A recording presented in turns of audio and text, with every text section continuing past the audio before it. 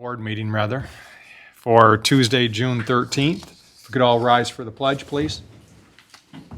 I pledge allegiance to the flag of the United States of America and to the republic for which it stands, one nation, under God, indivisible, with liberty and justice for all. Thank you. Clerk Robertson, could you call the roll, please? Very good. I'd be happy to, Mr. Supervisor. Trustee Hugo is absent. Trustee Fike? Here. Trustee Raridan? Here. Trustee White? Here. Treasurer Kilmer? Here. Myself, of course, I'm here. Supervisor Bennett? Yes. 6 members present, a quorum. Thank you. And at this time, I'll entertain a motion for approval of the regular agenda. Would care to make that motion? Dr. Raridan, supported by Mr. Fike. Motion by Raridan, supported by Fike. Very good. Trustee Raridan? Yes. Trustee White? Yes. Trustee Fike? Yes. Myself, yes. Treasurer Kilmer? Yes. Supervisor Bennett? Yes. 6-0, motion passes. Thank you. And now we will move to public comment. Did we receive any public comment cards? We have not up to this point. Okay. So seeing no public comment, we will close that and bring it back to the board. And I will entertain a motion for approval of the consent agenda, if everybody chooses, okay? Motion by Mr. Fike, Motion by Fike, supported by Mr. White. supported by Trustee White. Consent agenda. Trustee White. Yes. Trustee Raridan. Yes. Trustee Fike. Yes. Myself, yes. Treasurer Kilmer. Yes.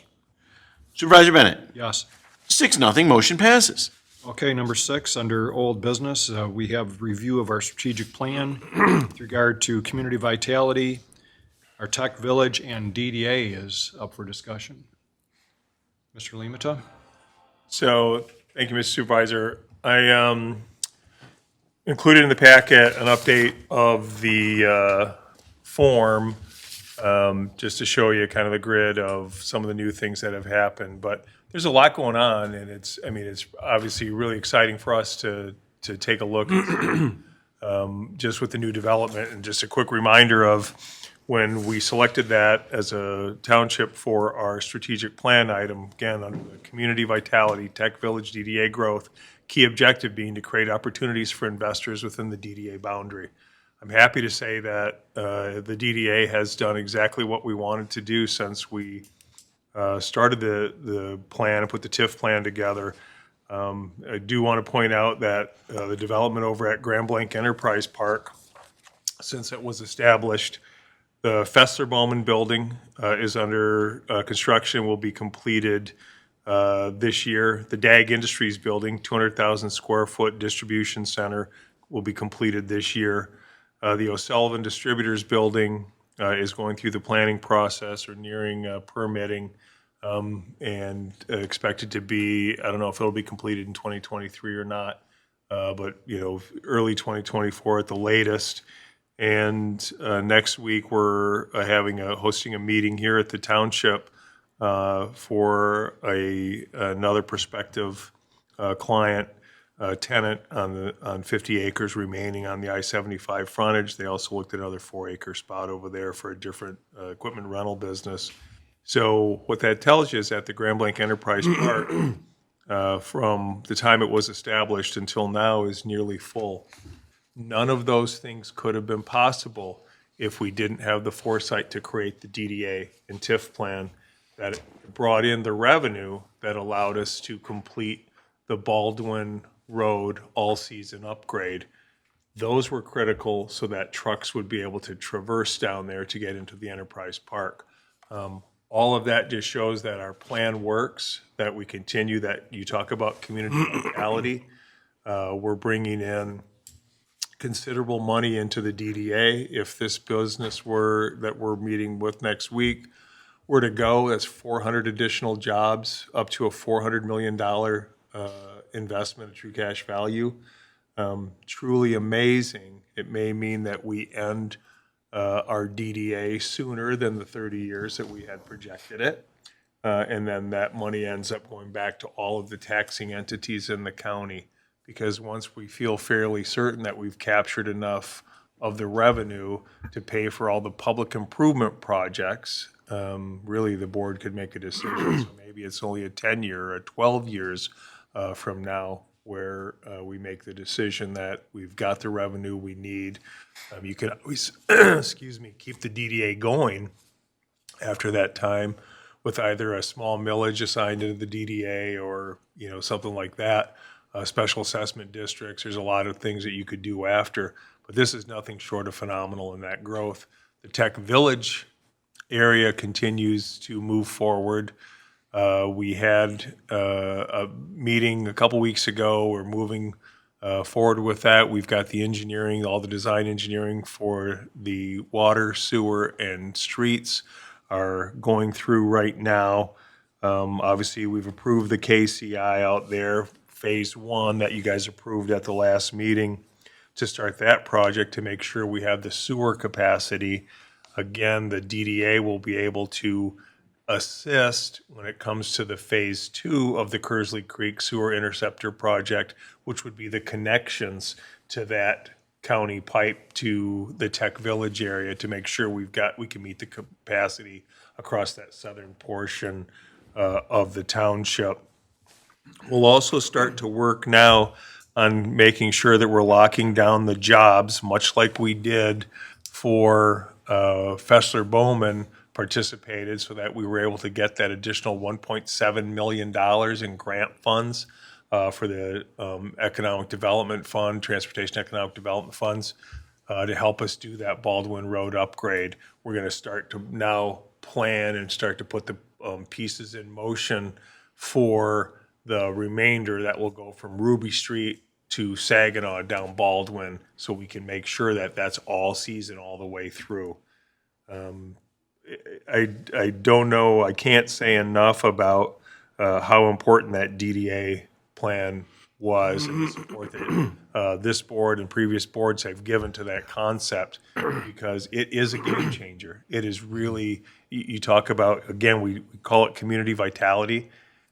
Putting a plan together, working it strategically, and seeing the results of is nothing short of phenomenal.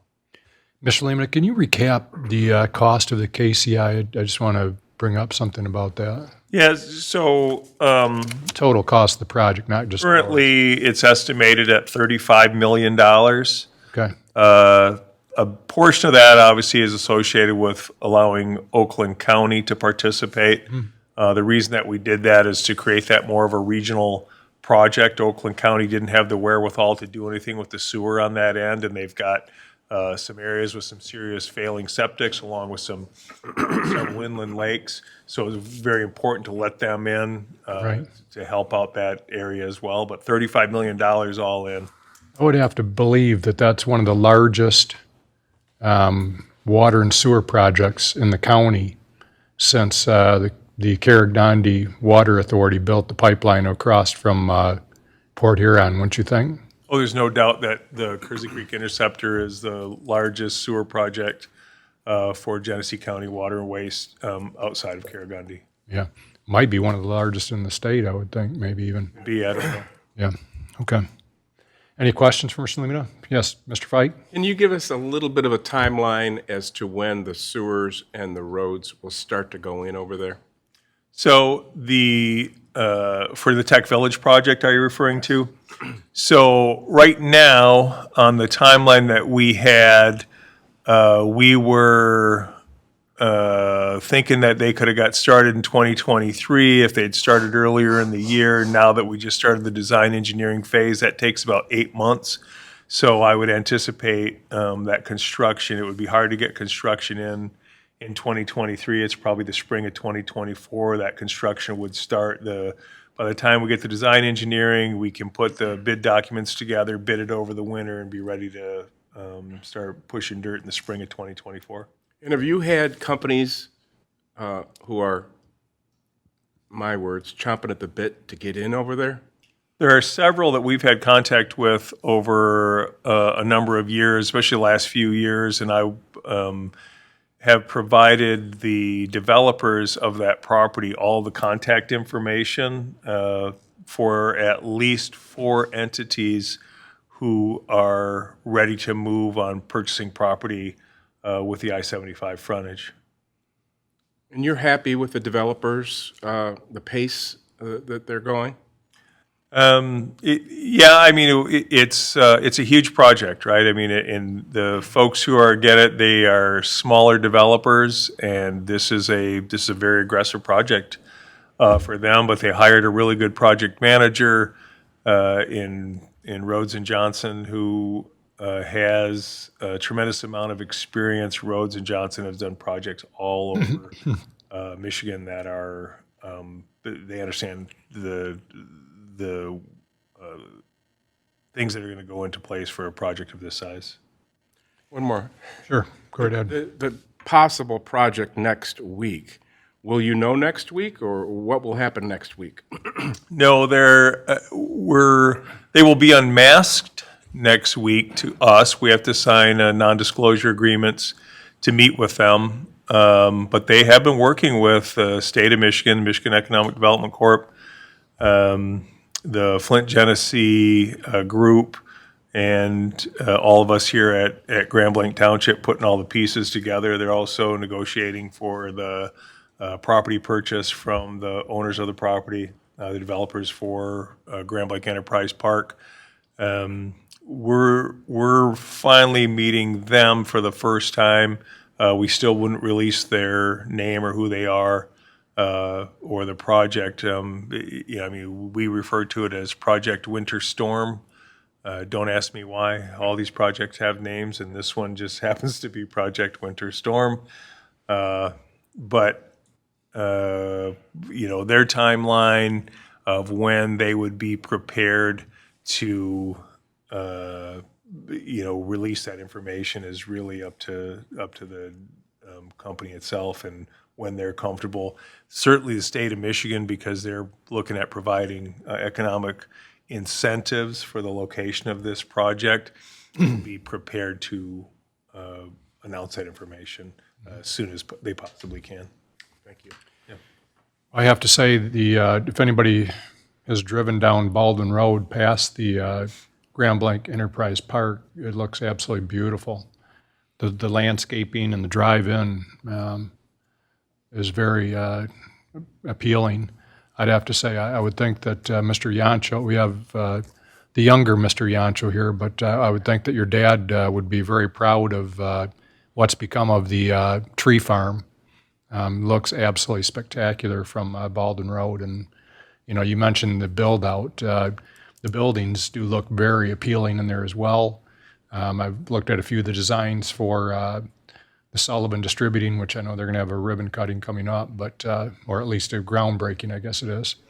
But the buildings within that park look very, very nice. So great development, great businesses coming in there, and I have every reason to believe that the Tech Village, the businesses that at least I'm aware of that we've met with, are all quality businesses that we would love to have here in our township that'll create jobs for the future and for, people that want to stay in this area and raise a family. So looking forward to that Tech Village getting underway too. But tremendous work on behalf of our staff in helping facilitate that Enterprise Park. And Dennis, on your part as well, making it work for the developers and moving that along. I mean, it's been record speed. I'm not sure, when was it that we broke ground on Enterprise Park? Less than 2 years, I know. I'm trying to think, it's early 22. Yeah, so it's been a year and a half. Which also tells you the premium on commercial property, available commercial property. You leave in Oakland County and when you get to Blanc, we still have Tech Village to go, and that just tells you how quick that those properties will go once the road and sewer and water infrastructure are in there. And that was what made the difference for this property. Why did this property go so quick? You had a good tenant with Fessler Bowman's headquarters, but the road and they know it's serious and it's going in. they started fielding inquiries right away. And so it bodes well. They're also, for us, from a aesthetics and development standpoint, we approved the DDA to go out with DDA road bonds. And then we got the state, thank you to Senator Johnson, went to work for us with, Clerk Robertson's connections, got us a meeting down in Lansing. We were able to secure an additional $500,000 for that road upgrade. And any money that's left over, they're just finalizing. They put the top cap on. They're doing the landscaping. So once we know the full cost of it, any money that we have left over, we can put towards either enhanced lighting through that corridor or the completion of the planned non-motorized trail or a portion of it with the additional funds. So we're not done yet. We're still going to be able to do something aesthetically and with a public good in that area. The unfortunate part is that, well, the tax base that we're creating here is incredible. I mean, we've talked numerous times about how our tax base is twice, the next municipality, in Genesee County. But we don't have, the complaint is we don't have restaurants, but the jobs that we're creating and the tax base that we're creating is incredible. That, the jobs that these people are creating with these businesses are jobs that can support somebody, living on. And that's what's exciting, is that we're keeping people in this area. Michigan has been losing a lot of people, but I don't think that Blanc Township is losing. I believe we're gaining. You just have to look at these developments and see. I mean, even if these people aren't living in Blanc Township, they're somewhere in the Genesee County area or in the region that they're coming to work here. So it's fantastic what we have going on. So. We need to toot our horn. Yes, we need to figure out. Nobody's going to, Right. I mean, it's amazing what's going on here. And, it looks like we're just getting started. I mean, Tech Village is going to be even bigger yet than Enterprise Park. So just something really great going on down there in Baldwin Road and spreading throughout the township, hopefully, as well. Anything else on community vitality, Dennis? All I had. Okay, thank you. That was plenty. Under old business, we wanted to continue the discussion with regard to the police millage and for the timing of the election and the language. I know we were waiting we haven't received the actuarial yet with regard to MERS yet? Or? Just received an email earlier today from MERS that they anticipate any day now, and asked if we wanted him to come in and have the conversation with us as well when we get the actuarial. So expect to see it, literally any day. We always have it in June. You just never know when. We're mid-June now, so sometime next week or two. Certainly, I would anticipate we'll have it before the board's next meeting. Okay. I think it'd be helpful to have them come in and explain it. Your thoughts? Yeah, absolutely. Matt Taylor is our regional representative. He's happy to come in, and if it looks like we're going to have it by the meeting of the 27th, I will, we can probably schedule him for that meeting of the 27th. Okay, that'd be good. Any thoughts? I think we were going to look at that, but if anybody has any other thoughts on the millage, but. This is a renewal. Well, if we do it before the current millage ends, it will be, how does that work? It'll be a renewal, but if we wait until it expires, then it's a new millage. Right, Mr. Laddie? The problem in the language is a little bit unfortunate because we have to, because if we're going to essentially get back what we lost to the Headley Amendment, then there is a school of thought that says that technically is an increase. And what we've done in the past, and I think the language that we used last time was a previously approved millage at such and such, shall it be increased or shall it be, and the word is increased, I wanted to say reset, but shall be increased to 1 or whatever number you guys pick. Well, we'll have language in there that lets everybody know that it was a previously approved millage, and if you do it before it actually expires, then we'll not be collecting the final year of it if you do it this year. And so that dollar amount will be reflected, or that millage amount will be reflected in the ballot language. So it's very clear to everybody, and it's the tough decision is how much and when. I know one of the things we were concerned with is if there are any other ballot measures. Are we aware of any, Clerk Robertson? No, Mr. Supervisor. So none for this year yet. I think that we might have Goodrich, Goodrich schools. That's only one precinct. Right? And, Because- we're obligated to cover that, so there's no revenue coming from that. So. Right. So one of the concerns was, I believe that you voiced, and I think I'd concur, that we don't want to just have this be the only thing on the ballot and us have to foot the entire bill for it. So we'll keep posted on what may pop up to be on the ballot, but we're not anticipating anything at this point, I don't think. So what was the timeline that we set, if we wanted to do it before it expires? I think it's like August 15th is the day, or at least right around there, that we'd have to have it into the county. All right. That is correct, Mr. Supervisor. So we have, probably in the next month, we need to make a decision on this, and we'll have the MERS information and probably have some more information on any other ballot initiatives. Okay, anybody have any other thoughts, concerns? Okay. Moving on to new business, the board will consider a motion for zoning case number 674G, site plan approval extensions. We have Mr. Jeremy Smith, our planning and zoning administrator. Good evening. So in your package, you have the information that I provided. At the June 1st meeting of the Planning Commission, we held a public hearing on the zoning amendment to modify section 6.2.6.f.I and 6.2.10.b. Basically, what it is allowing me to grant the site plan reviews a 6-month extension without going before the Planning Commission. And an additional 6 months can be added by the Planning Commission approval.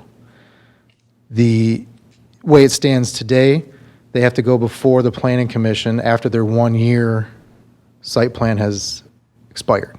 So if there's no activity in a year, they have to go to the full site plan, or I'm sorry, the full Planning Commission in order to get an extension.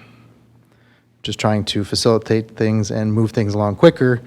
And the reason why is the last couple of years, we've seen site plans expire before any activity takes place due to financing or trades or what have you. So I'm just trying to, in the theme of moving along things faster here, since I've been here, we've tried to, that's kind of been our theme, is try to move this along quicker if we can, so. When it's extra expense, it's extra time for the planning commission, and if everything's been approved prior, but, you know, in this day and age, just getting materials for the construction, like you said, getting the trades together to actually do the work, financing, all those things can be delayed, and if they're only delayed a few months, it can push you beyond, you know, the date of that Right. 1 year mark. Right, so if I can give them a 6-month extension, and then if they need more time, they can come to the Planning Commission and get an additional 6 months, so 2 years in total. That way we can still keep it active, because after that 2 years, if this gets approved tonight, then they would have to come back and resubmit everything and start from ground zero again. Right. But we want to give them an additional time, so that way we don't have to go back and start Sure. from square one again. I understand.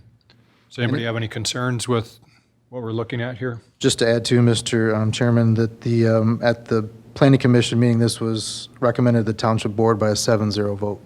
Okay, well, that's important to know, too. Okay, any thoughts? That was going to be my question. Okay, What do they think about it? all right.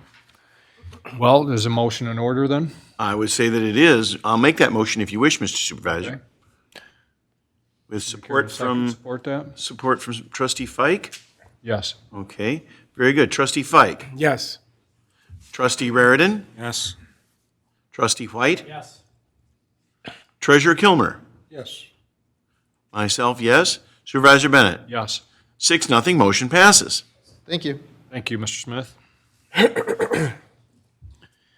Okay, item B under new business, the board will consider a motion to approve the employment agreement for the chief accountant position. I made the mistake when I met this person for the first time of addressing her as a staff accountant, and I won't live that down, I don't think. So anyways, Mr. Limata? The chief accountant's position is the one we created in the 2023 budget that you guys approved at the end of last year moving forward. It was tough to get it advertised and through until we got closer towards the end of our auditing process, because that's kind of an all hands on deck. One of the reasons we need a chief accountant. But we're happy to say that we did have a pretty quality candidate pool to choose from. And we were able to select the individual and come to terms with her in negotiations. It does fit exactly with what we had in our budget. So it is a budgeted position.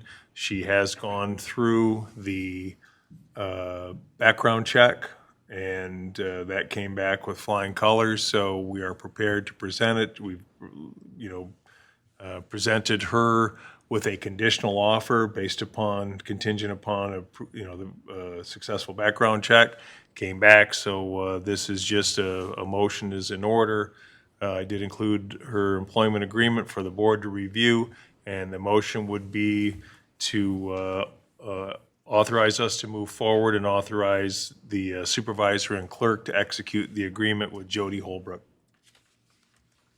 Any thoughts? Yes, Dr. Reardon, you're going to move on that motion? Okay. Supported by Mr. White. Let's see. Motion by Raridan, supported by White. Trustee Raridan. Yes. Trustee White. Yes. Trustee Fike. Yes. Myself, yes. Treasurer Kilmer. Yes. Supervisor Bennett. Yes. 6-0, motion passes. Very good. Thank you. Future agenda items. Do we know what's on the agenda for our strategic planning for next meeting? OPEB. Okay. So actually, it'll be timely because we're going to have a conversation. You guys will be having your annual financial audit results delivered by Plant Moran. We might be able to have MERS here to talk about our defined benefit pension plan investments.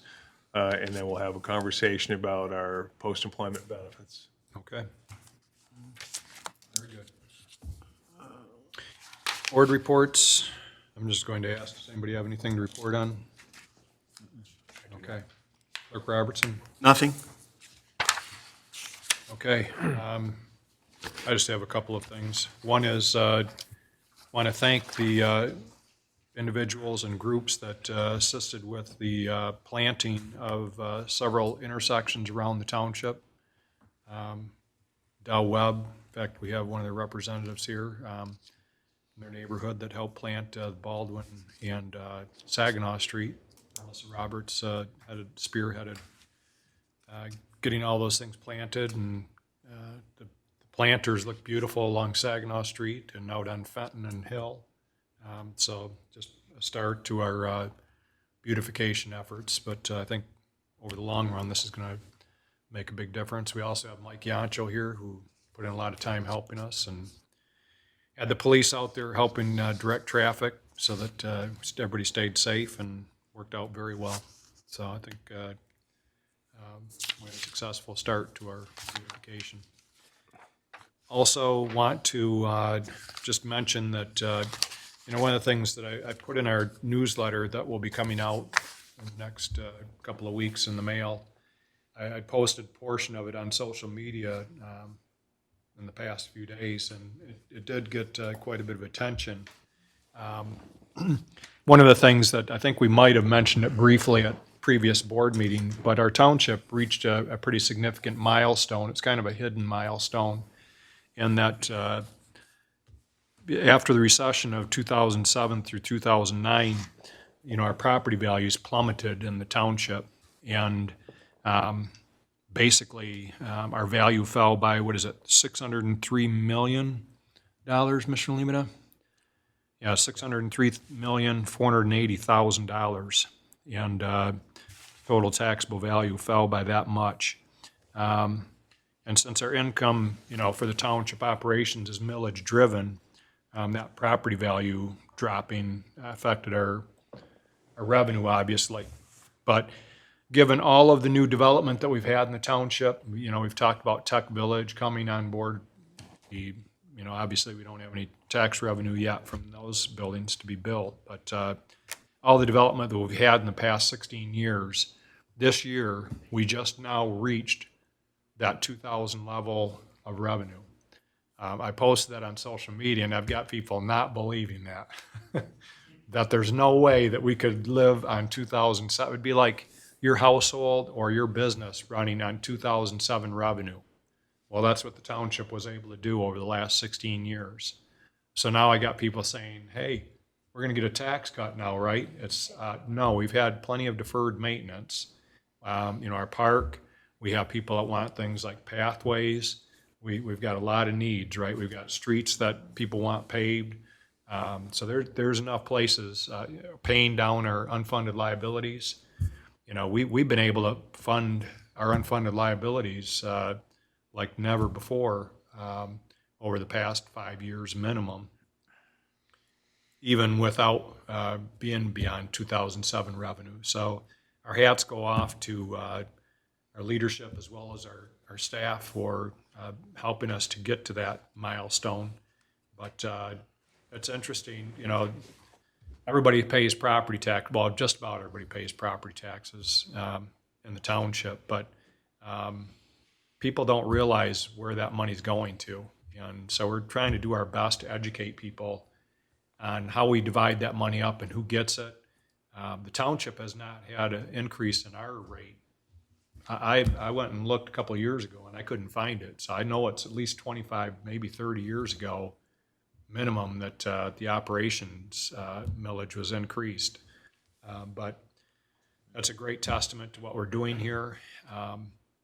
But people can't believe that, and tell them, hey, it's all these voter-approved millages that are county-wide that maybe caused your taxes to go up. It's not us.